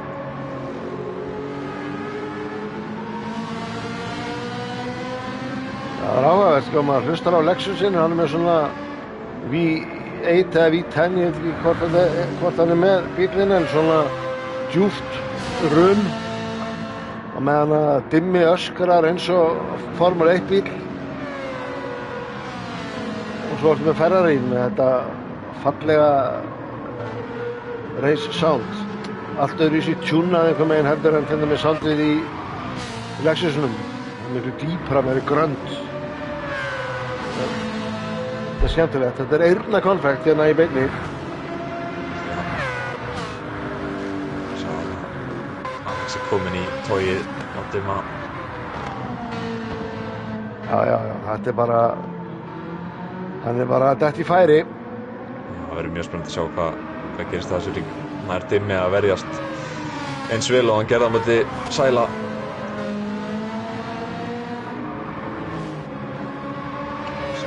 Klára S-in. Það sem bara hjá Alex. Inn í beygina þar sem að Brynjar og Dimmi lentu saman. Dimmi spinnaði, tapaði einhverjum hátt í 15 sekúndum. Sjáum hvað Alex gerir á Ferraríinu. Hann er klálega að eiga betri keppni heldur en síðast, þar sem hann lenti í síðasta sæti. Já. Og er komin hérna. Það er betra dræfi. Það er svona vandræðarlega betra dræfi. Sjá, hann er aðeins að stinga sér inn á nartar í skottið á Dimma. Já. Ekkert ólöglegt, en hann er að vera sýnilegur. Algjörlega. Þessi bremsustæður hann fyrir herpinni, hann getur verið góður frambremsustæður. Að mann er að vippa sér hann utan á og grípa inn í línuna og bremsa seint.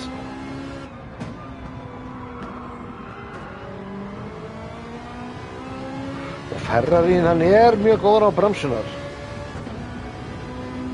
Þannig að hann ætti að geta bremsa seint. Ég veit ekki alveg sjóraði hvar mast hann stendur í bremsumálum.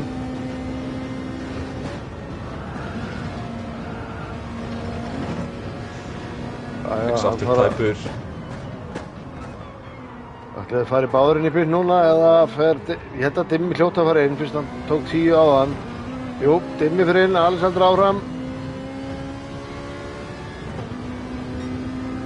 Já, hann á allavega einn eða 2 hringi eftir, hann Alex.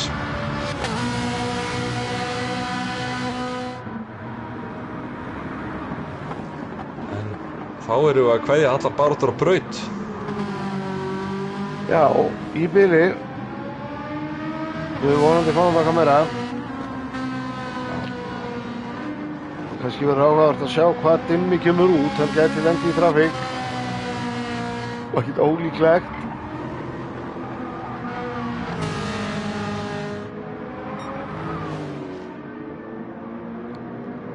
Dimmi kemur út 8. Við skulum rétt snöggvast skoða.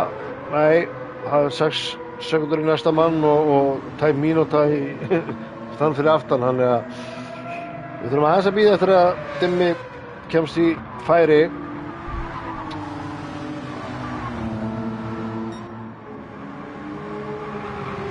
Sjáum að Eiður aftur byrjar að nálgast Carlos.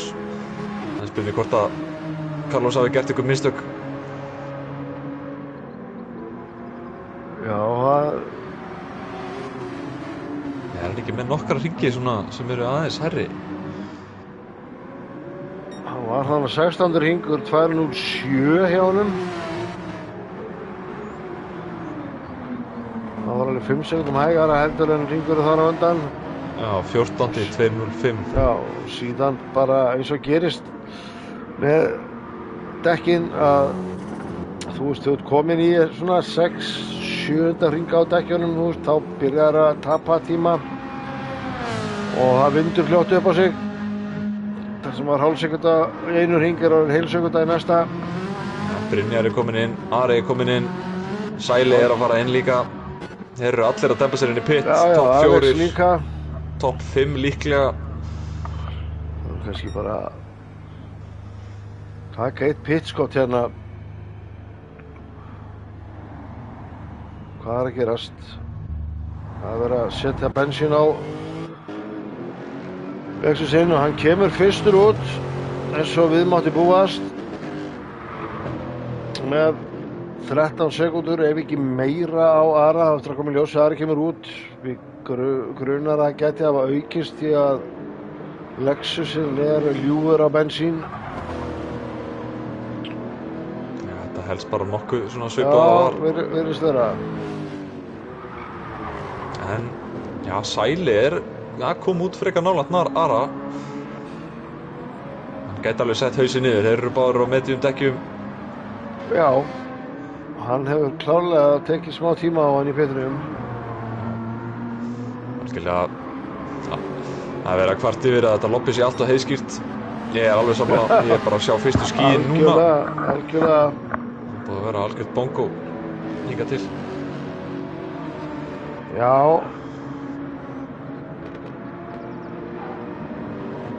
Allt og mikið bongo. Það er eiginlega pínu fyndið að eftir að við fórum að vera með svona custom veður í leiknum, þar sem að breytilegt veður fara við tölum nú íslensku, þar sem að var möguleiki á rigningu. Síðan að það byrjaði, þá erum við búin að keppa miklu minni rigningu heldur en áður, því að áður en það var alltaf ein regnkeppni á tímabili. Það er 5. seti. Og var bara ákveðin. En veðurguðinni, þeir eru ekkert að vinna með okkur í regninu. Nei, þeir mættu vinna með okkur aðeins meira. Við fengum rigningu áðan á æfingu. Það var bara vitlaust. Já, það var bara vitlaust session. Sjáum við það, Alex kemur upp að Eið, hann er á slitnum hörðum dekkjum. Þetta gefur Dimma líka tækifæri ef þeir eru eitthvað að fara að byrja að berjast. Sjáum hvað Dimmi gerir, hann fyrir hérna vítt eins og hann er þekktur fyrir. Þeir fara næstu í 3 wide, Alex steppi sér inn á. Þetta var svo tæpur. Dimmi tæpur, það er einhvern veginn að halda þess inn á. Ég held að þetta þurfa að fara í replay. Já, bara, you said it. Fylgjast hennar með Dimma. Fer út af. Og næstu því hann tekst næstu að fara fram úr eins mikið kaos þetta var hjá honum að þá máttu minnstu muna að þetta myndi virka hjá honum. Hann hefði ekki snúið bílnum hann í S-beginni. Já. En svo má líka deilu það sko hvort að þegar að menn fara svona út af og koma aftur inn það er sennilega ekkert vel tekið í venjulegu kapastíu. Nei. En brautin sér brautarmörk, þannig að já, ef hún segir já, hverjir eru við að mótmæla því? Þetta er svona eiginlega sérdæmi hérna á þessari braut þar sem hægt að halda svona ágætri línu þrátt fyrir að fara vítt. Já, en vissulega sko ber að passa sig þegar maður kemur svona hratt inn á brautina rétt áður en að fara á bremsukamla, því eins og við sjáum áðan það kom dimmi inn á brautina nánast bara rétt fyrir framann var það ekki ársæk þegar þeir eru að byrja að bremsa. Bara mjög close to því að vera moving under braking en samt ekki, fattaru, en þetta er samt risky, þú veist, fyrir báða ökumenn, þannig að þetta er smá danger zone. Já, þetta er það. En búið að sleppa ótrúlega vel. Sáminn Ársæll í þriðja, hann er ekki nema 3,5 sekúndur fyrir aftan Ársæll. Já, sjáum við Hilmar er mættur í spjallið, hann verið að kljást við flensu og nýrnasteina, greiðkallinn, þannig að hann ætlar nú að reyna að klára keppnina þótt hann hafi þurft að taka sér smá pásu á hann. Já. Ég óskap honum bara góð spata og það er gert að keyra yfir höfuð. Þetta er alveg magnað, heldur uppi heiðri feðgana krafti.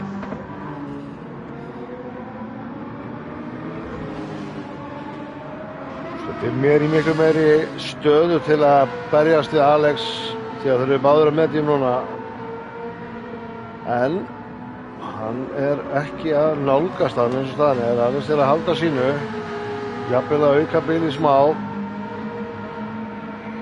Ég held þetta sé svolítið spurning hvort að Alex nái að klífa á pall. Já. Og því þetta er ekki nema 2,5 sekúndar sem hann er í Brynjar og hann hefur 7 hringi tæpa fyrir ekki Ársæl, ekki Brynjar. Og það er ég eitthvað Brynjar mættir í kvöld. Brynjar þetta, Brynjar í. Já. Það er svona, en já, hann er 2,5 sekúndar, sem sjá hvort hann hefur rúma 6 hringi til að ná honum. Það eru svona alveg ágætlega þéttir saman hérna, annað til 5. sæti. Já. Þetta er svona 2-3 sekúndur á milli Það má lítið bera út af til að þetta breytist. En sko,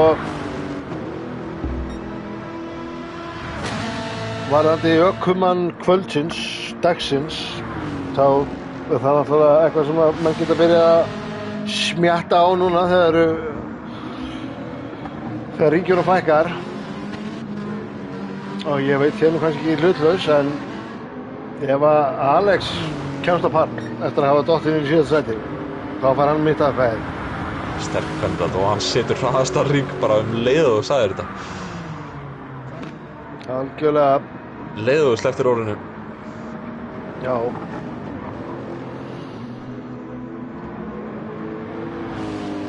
Hann er aðeins að minnka munin, en sko þetta er niður í 2 sekúndur.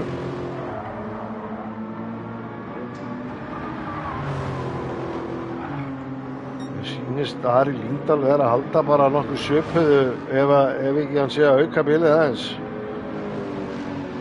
Já, mér finnst Alex líklegur, hann er á svakalegu peysi, sitta fjólubláa sektora. Já. Hvað eftir hann að? Hann er hraðasti maðurinn á brautinu eins og staðan er, það er bara þannig.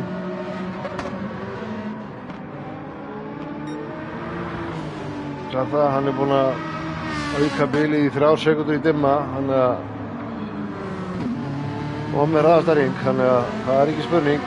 Þetta er bara spurning tíman. Hann hefur núna Peppa 6 ringi. 6 með þessum. Það svona aðeins að þykna upp. En ég held því miður að það sé ekki nógu hratt. Ég vona að ég sé að jinxa þetta og það komi rigning á síðasta hring. Það væri epist. Það er epist. Passa sig.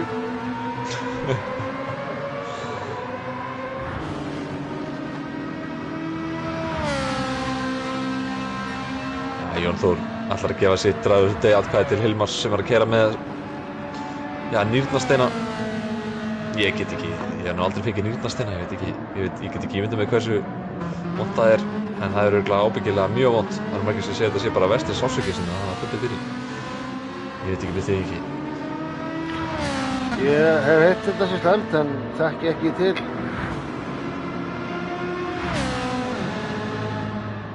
En góð tilnefning enga á síður. Já, algjörlega. Ég ætla nú samt að standa með mínu atkvæði ef að strákurinn fer upp í 3. sæti. Já, það er það sem við erum að fylgjast með síðustu hringina. Svo náttúrulega Brynjar Pétursson sem við erum að sjá hérna, svona bara því að við erum að bíða eftir að barátta myndist fyrir aftan hann. Við erum að gefa hann smá airtime, hann er búinn að vera svo mikið í forystu. Já. Þetta er náttúrulega gæti orðið hans fyrsti sigur í fyrstu deild. Það gæti orðið það. Og vann hann keppni í annar deild í fyrra. Veitu? Ég skal bara hérna fara... Getur þú kíkkað í hérna Excel-skjalið þitt? Svo það er þetta að hafa Gunnar hérna við hliðina á sér, hann er með alla tölur á hreinu. Herðu, nei. En ég get hins vegar sagt ykkur að hann fekk 4 bronsmedaljur á síðasta tímabili. Já, alveg rétt. Hann var bronskóngurinn. Vonum þótti bronsið svo gott. Þetta var kótið á síðustu keppni sem ég var bara að gleyma. Já. Alveg rétt. Þannig að þetta gæti basically orðið hans fyrsti sigur. Já, það var eitthvað mjög lélegur bronsbarandari hann í síðustu keppni. Já, hann var mjög góður. Ég hló. Það er eins gott að ég meira hann ekki, annars myndi ég segja hann aftur.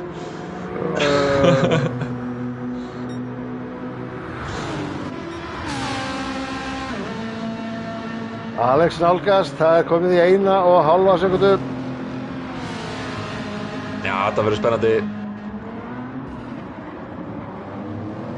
Já, og svo verðum við að nefnast á Viktor. Hann hérna datt sig miður í keppni, já, frekar snemma.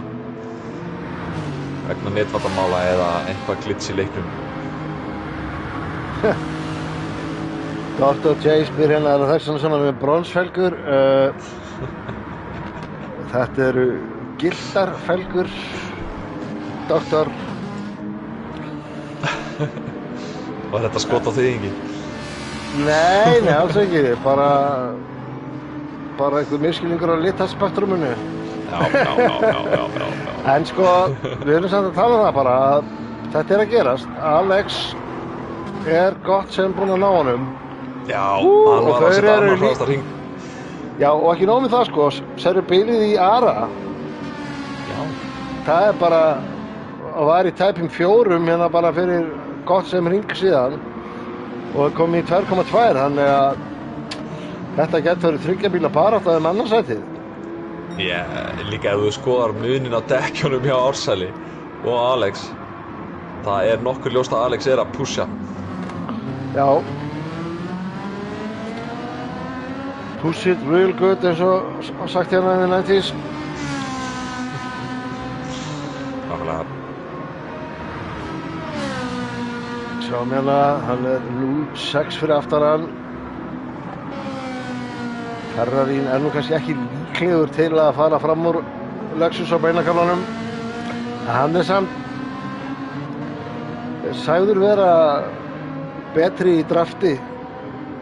Svona, húst, með við hvað hann er hraður í beinni línu að þá hérna nýtir hann draftið ágætlega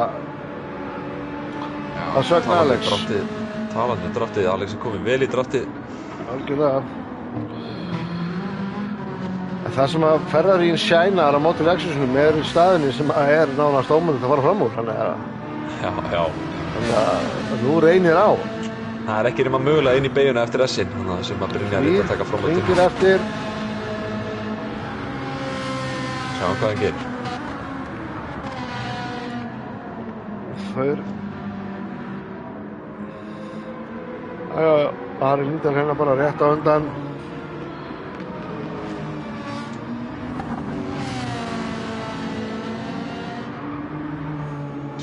Ef við kannski bara hoppa borð til hans, Alex. Já.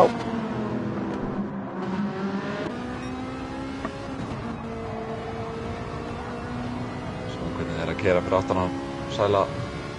Hann nú mjög nálægt núna. Spurning hvort hann nái einhverjum í herpinni eftir degmabeygurnar.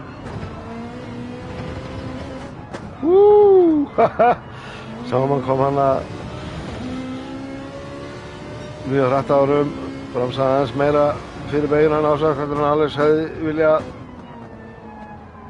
sem hann er miklu þrengur í beygju.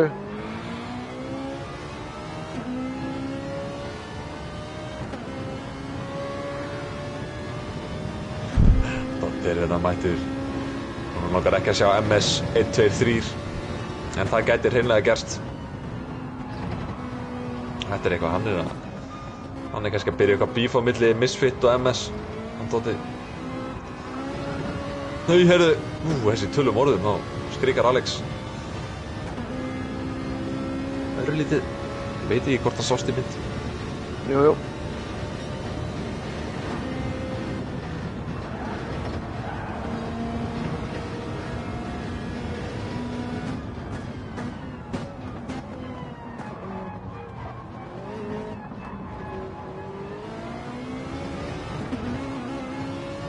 Tveir hringir eftir, baráttan stendur þriðja sætið, við erum hérna borð hjá Alex í Ferrari.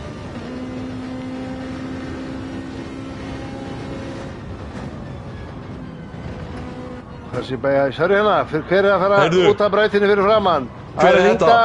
Það er Ari. Hvað ætlar Rossall að gera? Ari lokar hana, en Ari er væntanlega með skítu dekk í gegnum öll S-in og þetta færi Alex bara á nær. Ég var næstum búinn að setja replay eins og hugsaði, ég veit ekki missa einhverja að gerast eitthvað hérna sko. Þeir eru allir þrír í höng, wow. Þetta er rosalegt. Það þarf bara nánast að hýta honum á undan sér. Þetta er, þeir eru náttúrulega báðir fyrir aftan Ara sem er pínu hægari núna þegar hann er nýbúinn að fara út á braut. Hitt þetta ekki sín gerir skítu, þetta er ekkert að vinna með honum akkurat núna. Nei. Og Alex er hraðastur aðeim þremur eftir moment, þannig að sjáum hérna, nærinn að fara að utanverðu. Nei, já, jú. Eða hvað? Ársæll tekur svolítið slæt út úr herpirinu. Alex er búinn að taka fram úr. Sjáum hérna, koma þrír. Alex fer að utanverðu, bremsa seinna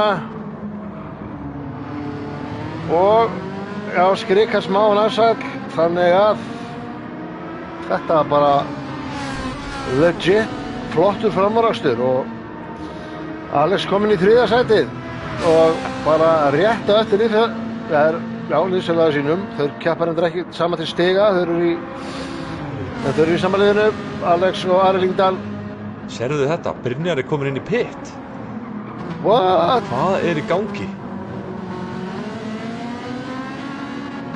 Hvað er í gangi? Ætli að hafi verið bara komin á óslitni dekk, getum við séð þetta? Nei, hann setur á soft. Hann setur á softdekkin, en hann er að fara að koma út fyrir aftan til þetta tríó. Hvað er að gerast? Hvað er í gangi? Hvað er að gerast? Hvað erum við að fara að horfa á hérna? Hann kemur út í fjórða sæti. What? Var hann búinn með bensíni? Það hlýtur að vera orðinn bensínlaus. Ég trúi ekki að hann hafi misreiknað bensínið aftur. Já, hann var með 8 lítra þegar hann kom inn. Þannig að ég trúi því bara ekki heldur sko. En sjá hvað Brynjar gerir, hann er allan að koma inn inn á Ársæll. Spurning hvort að dekkin hafi bara verið alveg farin, en nei, vá. Ég bara tók ekki eftir í hvort hann setti bensín á eða ekki. Hvort það var málið. Nei, en þetta stefnir allavega í svakalega slag. Ég held ég hafi nú ekki síðast 4 bíla slást á síðasta hringi í mjög langa tíma.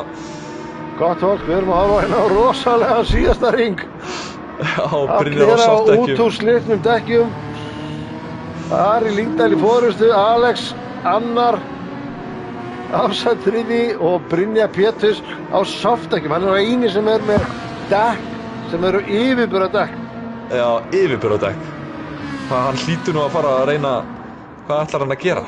Hann getur ekki komist neitt, Ársæll fer aðeins á Alex. Þetta er rosalegt. Og Ari er að græða rosalega á því að þessi barátta er í gangi þannig að því að gefur hann smá breyk. Já, Ari er bara komin í hreint loft. Nefnilega, og hvað ætlar Ársæll að gera? Ætlar hann að reyna að kíkja innan á hann? God damn! Það er Brynjar að bremsa seinna, dýfir hann sér. Fer aftan á Ársæll, ítir Ársæll í gegn, einhvern veginn. Hvað er að gerast? Við erum að fá endursýningu á þessu. Herðu, Brynjar er að íta Ársæli fram fyrir Alex, en Ársæll gefur það eftir. Hvað er að gerast? Ársæll gefur eftir 2 Sjá sæti. hérna, náum þessi endursýningu, Brynjar. What? Já, hann er kannski... Er hægt að fá þetta aftur endursýnt? Ég veit að ég held ekki. Ég á ekki til orð. En Ársæll, Jú. Sorry. Ársæll bremsar og gefur eftir 2 sæti við enda línuna. Eftir að Brynjar fer aftan á hann og ítir honum fram fyrir Alex. Já, ég bara veit ekki alveg, ég þurfti að fá að sjá þetta aftur, sko. Er það ekki bara replay? Við heldur þurfum að henda þessu replay. Já, hvernig gerum við það?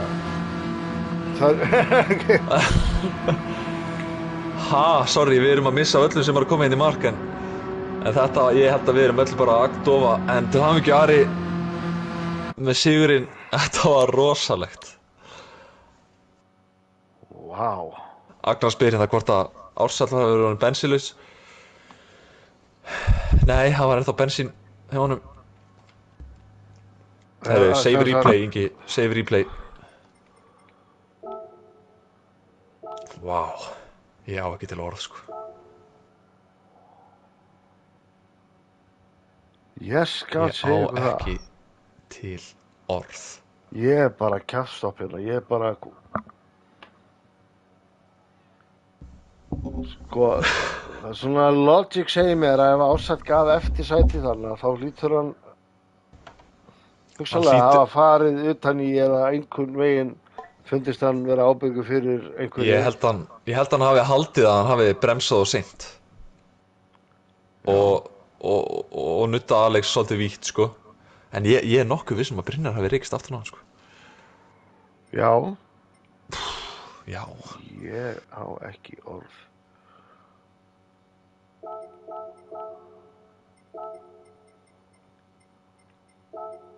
Þetta er ótrúlegt. Hefurðu tíma í 1 stutt replay? Já, við skulum bara vinda okkur snöggast í það. Ég ætla að hoppa út úr lobbyinu. Ég þarf að gera það, vantala, jú. Ok. Let's do it, folks. Working overtime. Working overtime, já. Búin að stimpla sig út. Þetta er bara sjálfbóla að vinna núna. Yes. Þetta var rosalegur endir. Vá. Brynjar Pétursson misti bara af guaranteed sigri og hvað var málið? Við þurfum að skoða það. Heyrðu, þetta er ekki eina. Ari var með sekundu penalty þegar hann fór yfir línuna. Þannig að þetta hefði getað endað í algjöru rugli, sko. Ég er bara að sjá það núna. Við fórum ekki yfir í soltin, en ég skal gera það núna. Það verið að kalla eftir því. Þannig að Ari endar í fyrsta seti tæpri sekundu á undan Alex. Wow. Og Brynjar þar á eftir 1/10 á undan Ársæli sem að er já 21.000 á eftir Brynjari í 4. seti. Hvað finn ég þetta? Svo er það Timmi í 5., Gunnar Karel í 7. Jesus, Carlos 7. Eiður í 8. Ég er algjörlega rugli hérna. Hvar finn ég þetta replay aftur? Herðu, þú fer í hérna Showcase. í Showcase og My Items. There we go. Fúf.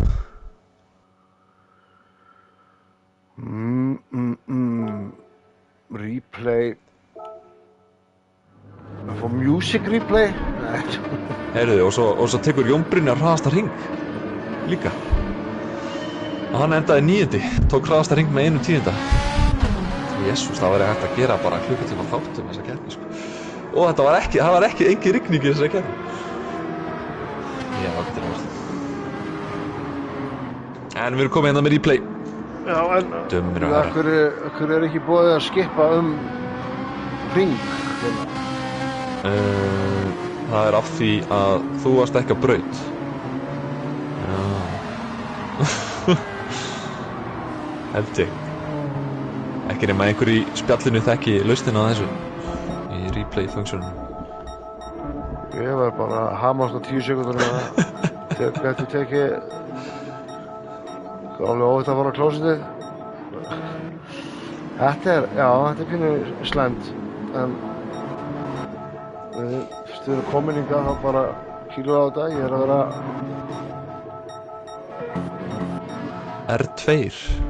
R2 og spóla. R2 og spóla. Já, sæll, það er gott að vita þetta fyrir mínútu síðan. Ingi verður með hasperur í þumlunum á morgun. Ok. Djöfull, reddaði spjallið mér hraða, maður. Já, spjallið. Algjörðu meistarar í spjallinu. Það er svo margt sem maður veit ekki, sko. Maður er alltaf að læra. En, já, þetta eru nokkra spurningar að í lokin. Átti Ársæll að gefa sætið aftur? Varð hann bensínlaus, hreinlega? Veitur, ok, nú er ég komin á langt.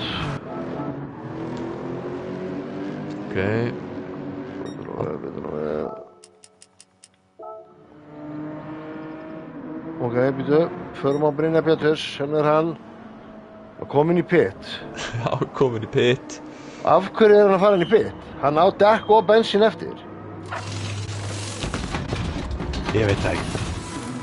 Það er ekki eins og hann hefði getað náð hraðasta hring, sko.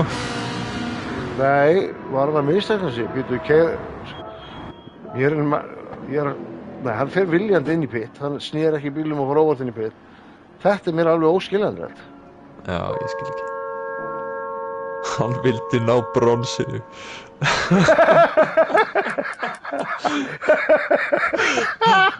Og gerir það. Já. Hann vildi bronsinu. Vá. Herru, ok. Það er síðasti hringur hérna. Síðasti Hverju hringur. á ég að fylgjast með? Þú þurfum að fá eitthvað annað view á þetta. Ég held þú ættir að skella viewinu á Brynjar. Bara third person eða eitthvað. Já, ég er hérna á Brynjari, third person. Sjáum hérna. Allir í höng, hann er náttúrulega á softdekkjum, hinnir eru basically fyrir honum á þessu tímapunkti. Já. Þetta er bara veggur fyrir framan hann. Hann er með 10 sinnum betra grip. Þau eru alveg að berjast hann fyrir hann innanlega, en þú veist, þeir loka. Þetta er svo erfitt. Já. Og Ari er farinn, sko. Ari er farinn á þessu tímapunkti.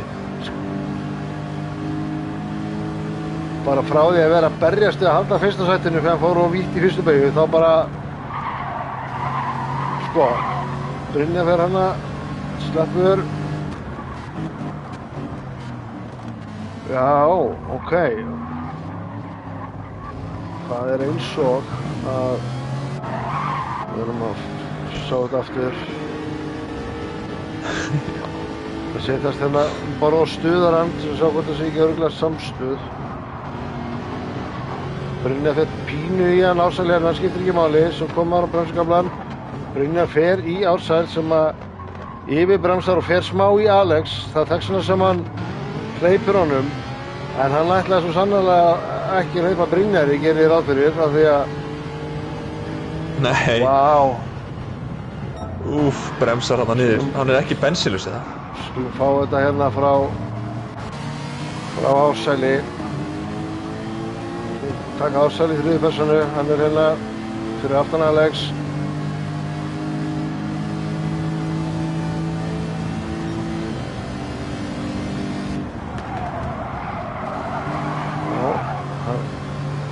Þetta allt gott, good so far. Hérna byrjar að bremsa. Brynjar fer smá í hann sem verður til þess að Ársæll bremsa seinna og fer í Alex og svona að tróða sig fram úr og hann ekki sáttur í það. Þannig að hann slær af en Brynjar slæta sér hérna í leiðinni. Ég skal segja ykkur það, fáum þetta einu sinni enn.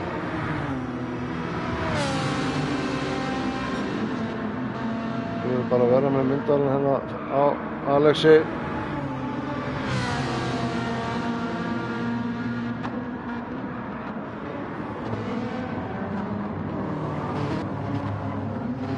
Já, mér fannst þetta nú bara... Þetta var eiginlega bara flott overtake hjá honum Ársæli, sko. Svona með við aðstæður. Ég þarf að sjá þetta einu sinni enn.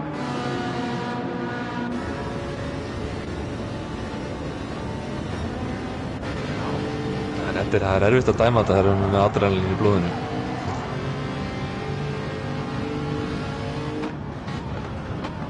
Sko, hérna náttúrulega gefur hann ekkert pless og setur hann út fyrir. Þannig að En samt ekkert út á braut, sko. fer Brynjar ekki örugglega í hann eða. Jú, þú sér að hann hægir á sér og svo fær hann allt í einu svona hröðun og hægir aftur, sko. Já. Já, Það þvílíkur endir, Ingi, ég man ekki eftir öðru eins. ég bara á ekki orð. Ha, Þar hafið þið það gott fólk. já, Hvað segir spjallið við þessu? Þú veist, þetta er ekki mikið kontakt. Það segir Nei. einhvern veginn að Dr. J. Ég sá ekkert kontakt hana. Mér finnst eins og hann hafi smá farið í hann á bremsukabla.